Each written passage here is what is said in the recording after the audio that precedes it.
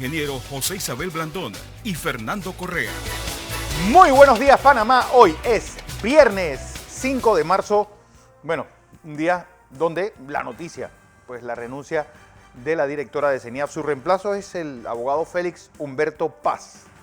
Un día también en el que 8.250 dosis fueron pues, puestas ayer de la vacuna anti-COVID en el área de San Miguelito. Hoy continúa esa vacunación. Vamos a tener al viceministro Omar Montilla, el encargado de ese área para la vacunación en unos momentos. Un día en el que fue suspendida la audiencia a Luis Enrique Martinelli Linares. Pues la Corte Suprema de Justicia acoge la denuncia presentada por su abogado Denis Cuisi.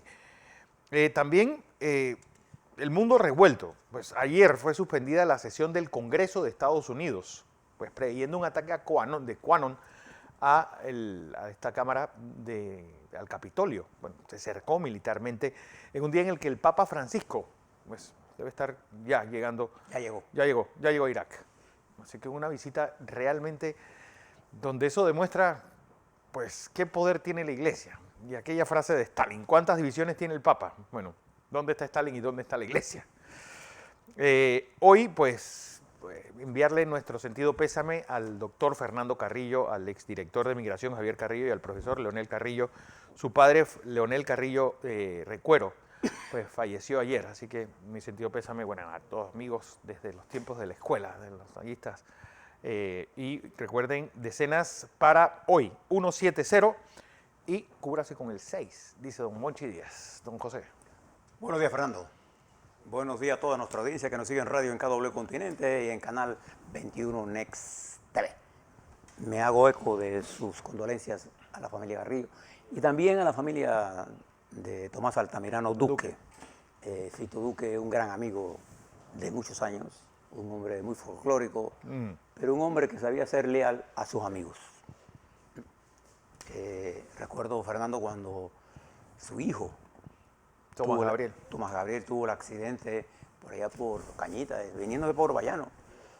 Yo fui una de las primeras personas que llegué a la casa de él. Bueno, había varias personas ya, porque se sabía de la gravedad del accidente. Y yo hablé con Fito y digo, me dice, tú, así me dijo, ¿tú qué piensas? Porque yo creo que esto es un cuento, pues yo no sé qué hago yo aquí. Él no quería realizar. Entonces yo le dije, Fito, hay un accidente serio. Está tu hijo involucrado. Por eso yo estoy aquí. Yo no vengo por ningún cuento. Y entró en un estado de negación porque él amaba tanto a sus hijos. Sí. Recuerdo a ese gran amigo. No volvió a ser el mismo después de ese accidente. No. Bueno, habilidad. No, y además fue un hombre trabajador. La gran parte de los programas de vivienda de Omar Torrijos lo hizo él con el ingeniero Bel Rodríguez. Es lo que hablábamos ayer, ¿eh? Fue ministro del MOP, vicepresidente de la República. Director del INDE también. Era un hombre muy componedor. Él siempre buscaba, hay gente que son puentes rotos. Sí. ¿No? ¿Sabes que son puentes rotos? No gente que no pueden nadie. hacer nada. Bueno, Fito era un tendedor de puentes. Mi respeto a la familia de Fito Duque y mis condolencias.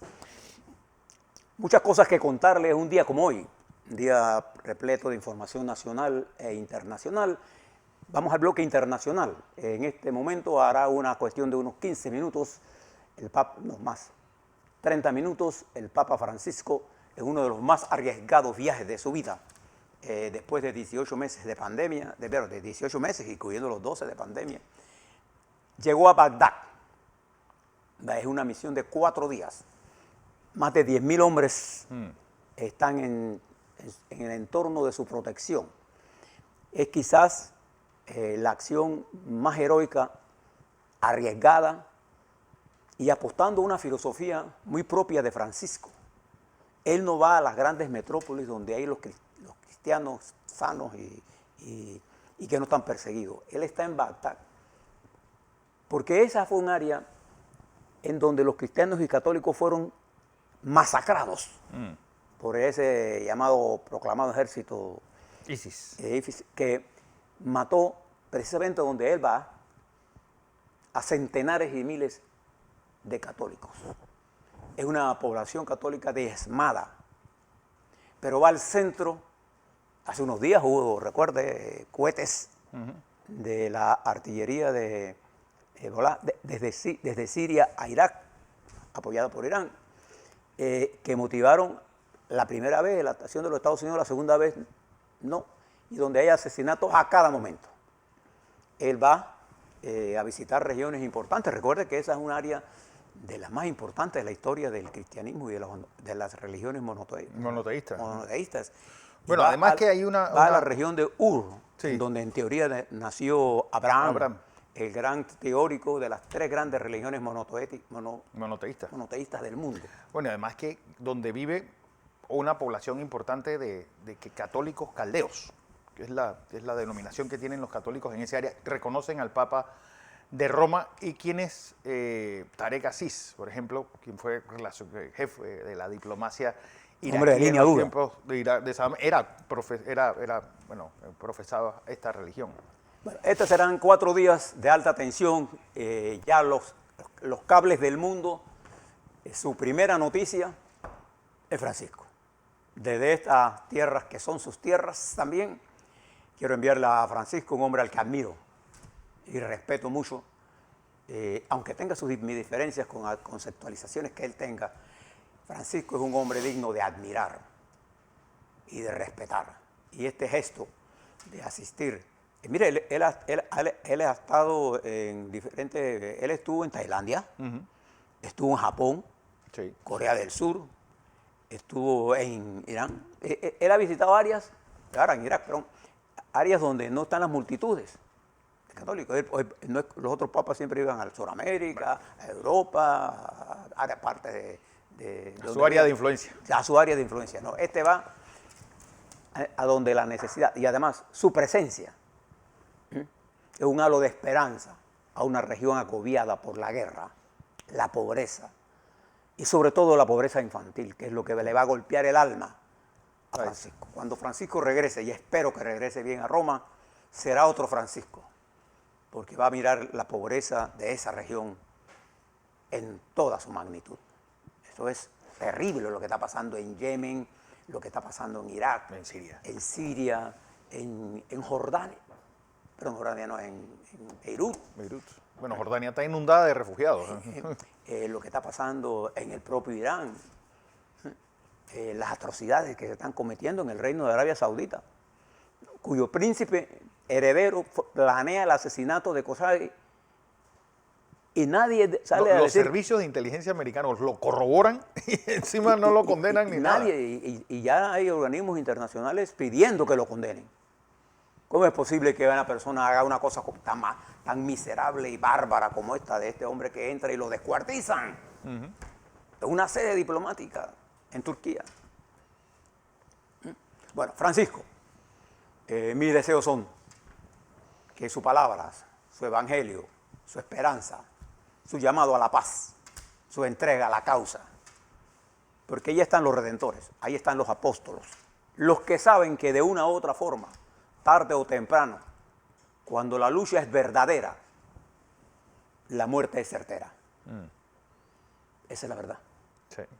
Así que mis deseos para Francisco, y sobre todo en un momento tan complicado en esa región, hay que ser muy valiente. Bueno, vamos a ver. Como lo hicieron sus antecesores también. Pablo VI fue a Jerusalén en un primer viaje de un pontífice y la verdad es que es una tensión casi similar a la de Juan Pablo II cuando viaja a Polonia por primera vez y que bueno, incluso Jaruzelski en sus memorias habla de que la Unión Soviética puso tanques en la frontera por si acaso se desbordaba con la situación. Hagamos un vistazo, Fernando, a lo que está pasando en el mundo en COVID, pero antes de que usted me dé las cifras, déjeme darle una serie de información para que usted ponga esas cifras que Fernando nos va a dar ahora en forma dramática y en el contexto real. Fíjese lo que está pasando. Hay una guerra de vacunas, pero a todo dar. La guerra, por ejemplo, en la cual Italia, el nuevo primer ministro, decide cancelar la entrega de 250.000 vacunas a Australia, AstraZeneca, en base a una nueva legislación cuando se dio el enfrentamiento entre Europa y AstraZeneca, en la que AstraZeneca no ha cumplido el contrato de suministro de la Unión Europea, la nueva legislación le permite a los países retener las vacunas si no se ha cumplido la cuota que A cada país debió y recibir. como no la ha recibido, el primer ministro dio la orden que se retenía y se retenieron. Aquí no, se van a quedar en Italia. Es una guerra. La segunda guerra que existe es la guerra de la desinformación. Usted ve cada rato a alguien diciendo que esto es lo máximo, esto no es lo máximo, que esta es mala, que esta tiene 60, que esta así. Entonces, yo les recomiendo a ustedes que cuando miren vacunas, vayan al CDC, o vayan al CDC europeo o al CDC asiático y miren las revistas científicas. No esté leyendo tweets de nadie. Y son de los informadores panameños, menos. Cuando se trata de cosas científicas, usted recurre a la fuente. Y ellos ahí le van a dar, por ejemplo, cuál es la verdadera naturaleza de la variante del virus brasileño, el P1. ¿Qué es lo que es realmente esa variante del SARS-CoV-2, variante P1 del árbol genealógico de este virus que produce la COVID-19? Bien, hay estudios ya sobre esto y los informes que tenemos preliminares son bien serios e indican que su nivel de reproducción es mayor y su nivel de letalidad también. Este virus ya está, ¿dónde? En Venezuela. Ya Venezuela confirmó la existencia de este. Y en Colombia. En Colombia y en Inglaterra. ¿Se da cuenta? Entonces, en la guerra de las vacunas y de toda esta información, acuda a las fuentes. Se recuerda cuando la vacuna rusa, cuántas cosas se dijeron de la vacuna rusa. Ahora hay una información de que los rusos no se quieren poner la vacuna. Hay todas clases de información, desinformación, porque esto es un gran negocio. Sí. No se engañen. Y esto ha permitido, por ejemplo, la ciencia en China ha avanzado, la ciencia en Rusia, ya ellos tenían avanzado todos estos estudios del coronavirus. En Inglaterra, en los Estados Unidos. Usted preste la atención a la información seria, porque en el segmento panameño queremos hablar de los medios de comunicación de Panamá y lo que están haciendo. Pero en el caso del COVID, preste la atención a lo que está pasando en Brasil. En Brasil. En donde la situación es caótica. Manaos. ¿Se acuerda que si no hubiera sido porque incluso Venezuela le mandó tanques de oxígeno y que Bolsonaro se opuso, no mandó apoyo federal? Bueno, Manaos tiene el P1, la variante ahí está. Y además de eso, Bolsonaro se ha caracterizado por el mal manejador. Sí, de la crisis. De la crisis, es uno de los peores. No solamente de la crisis, sino la crisis simultánea. ¿Usted se recuerda cuando él intervino Petrobras? ¿Usted sabe a quién puso en reemplazo del presidente de Petrobras? Un militar. A un general retirado. Y el mismo día en que lo nombró, la Bolsa de Valores de Brasil tuvo una caída de Petrobras de 8.500 millones de dólares. Se ha recuperado un poco, pero mire la salvajera, y hay un temor enorme, porque más del 35% a 40% de la estructura de gobierno de Brasil son militares con poca capacidad de dirigir el complejo mundo de la ciencia y de la economía, y menos el complejo mundo internacional. Entonces hay preocupación. Los sectores privados brasileños comienzan a tomar distancia de él Bolsonaro. y de Sergio Moro, que era el nombre que hay. Sergio, César, no Sergio. Así es que se llama el caballero La prenda esa. uno de los ideólogos en su desarrollo de lo que se conoce como el lawfare, que se desarrolló allí en Ecuador. El señor Lenín Moreno es otro. Y en Perú. Bien, ahora veamos algunos de los números que tenemos. 116.526.886 casos en el mundo, 2.593.083 fallecidos.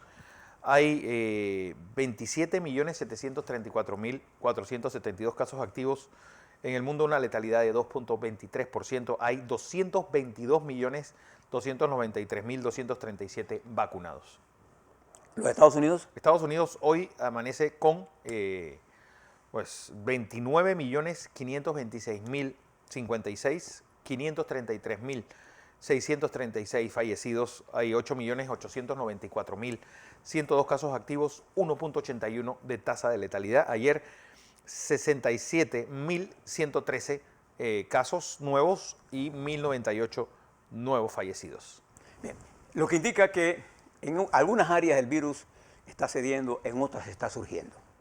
Y la gran preocupación del mundo científico es que frente a la nueva situación y frente a las vacunas, hay gente que está promoviendo que ya esto se acabó. Sí.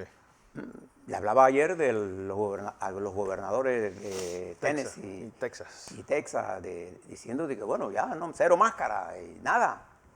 Pero esto no se ha acabado. Está lejos de acabarse, para que sepan.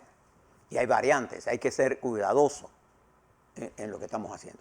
Algunas otras noticias importantes. La situación de Birmania se le ha ido fuera de manos a los militares.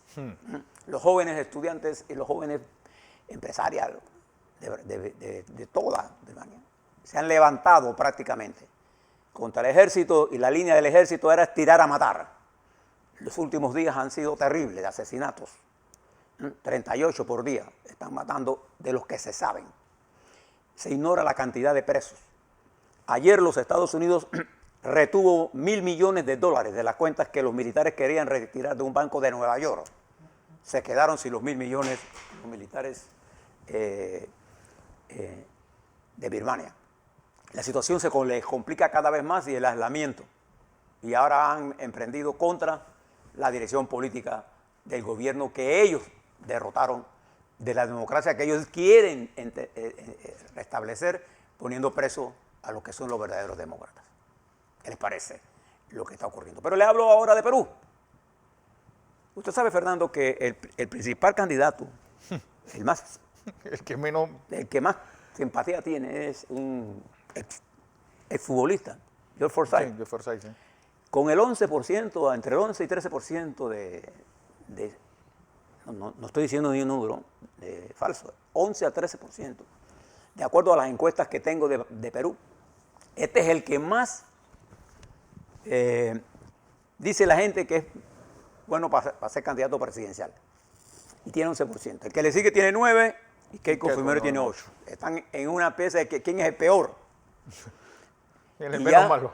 sacaron a un general y lo sacaron por los antecedentes de estar vinculado al asesinato de un periodista.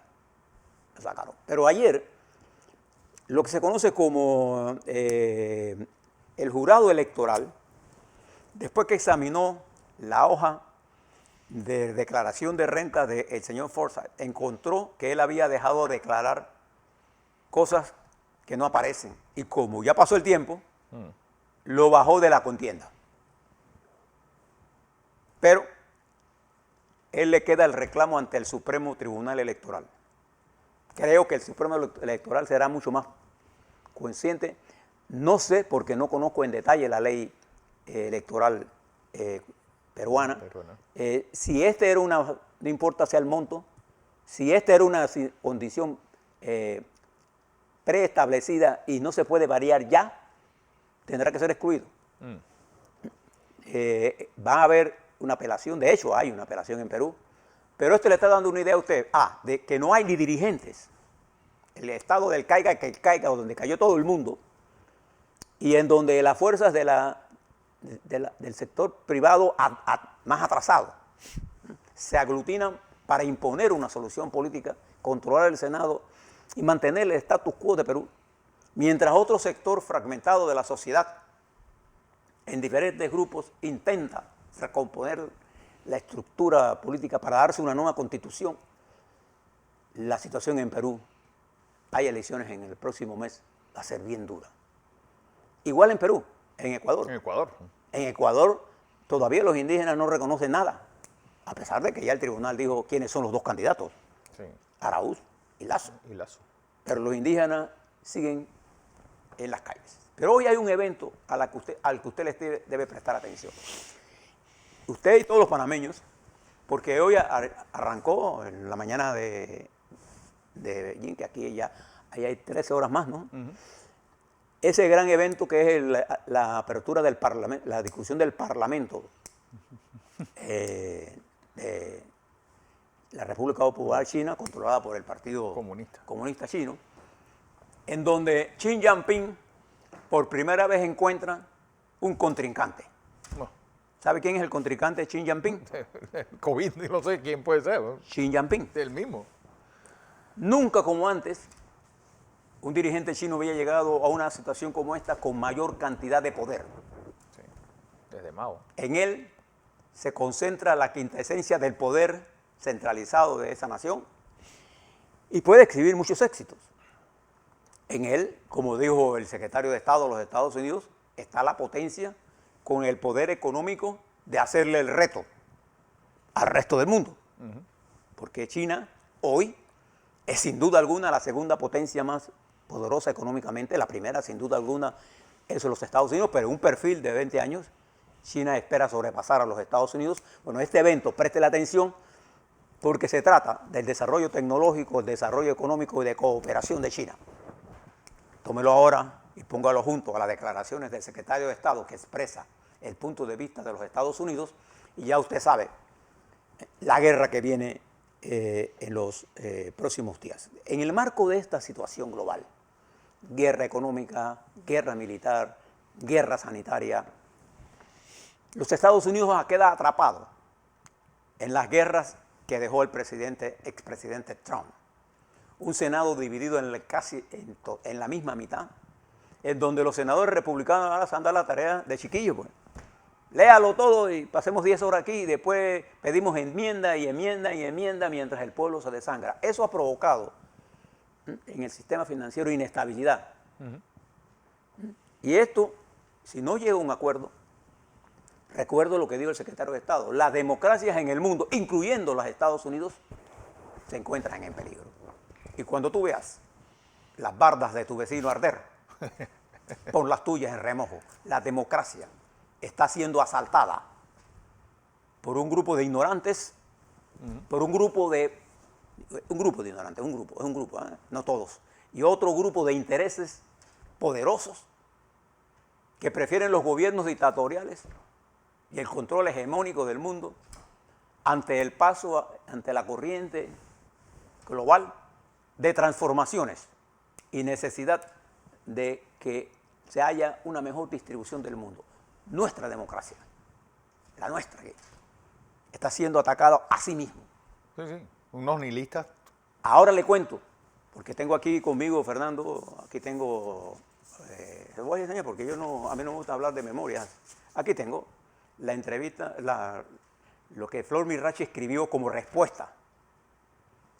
La respuesta que